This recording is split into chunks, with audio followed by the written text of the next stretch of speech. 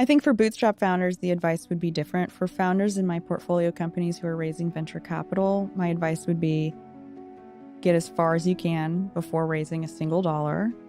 Validate your idea as soon as you can with the ugliest, most basic, quickest thing. Your first product should be super ugly. Get it in front of people and get some idea of whether it's valuable or not before you go raise money, before you even try to market it.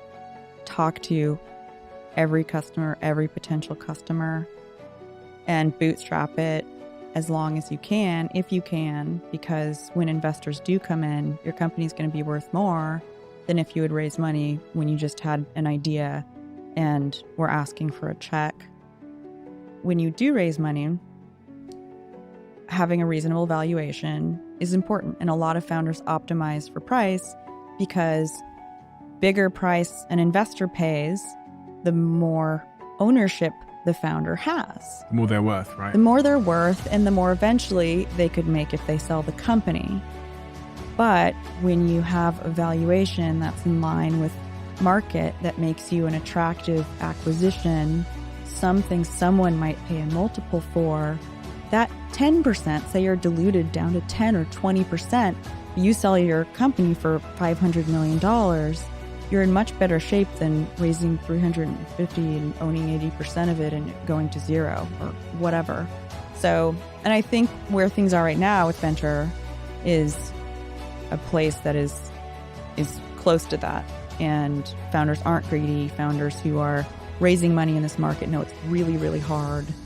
They don't want to be overpriced because the people who raised money over the last few years raised at such a high valuation, these founders, nobody's going to reinvest in them. They've blown through their money. They thought they were, they're on an upswing.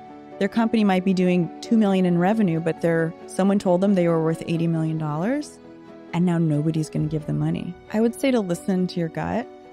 There's going to be a lot of voices around you, and there are people who know more than you and have experience, and you should listen to them, but you should also always maintain and continue to cultivate a voice that, when you know it should, is able to supersede any advice that anybody gives you.